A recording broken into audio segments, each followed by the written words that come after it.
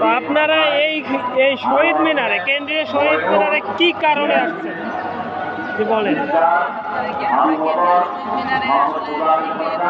অনেক বছর যাবত আসা হয় না, পারিবারিক কারণে অনেক বছর পর আসা হলো।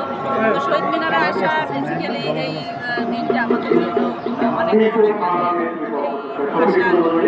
জন্য অনেকেই শহীদ হয়েছে, যার কারণে এখানে আমাদের আসা। আর এখানে এসে অনেকজনের সাথে পরিচিত হয়েছে, এসেছে, ভালো লাগলো। সবাইকে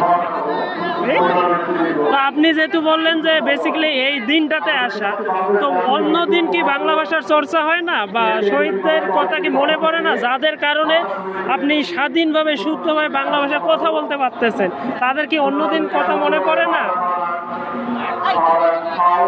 আসলে 21শে ফেব্রুয়ারি হচ্ছে আমাদের ভাষা আন্দোলনের দিন।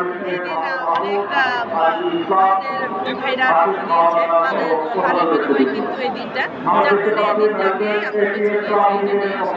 তো আমরা দেখতে পাচ্ছি যে বাংলা ভাষাটাকে অনেক বিকৃত করা হচ্ছে এবং বাংলাদেশে অপসংস্কৃতি ঢুকে গেছে, বাংলা চর্চা তেমন একটা হচ্ছে না।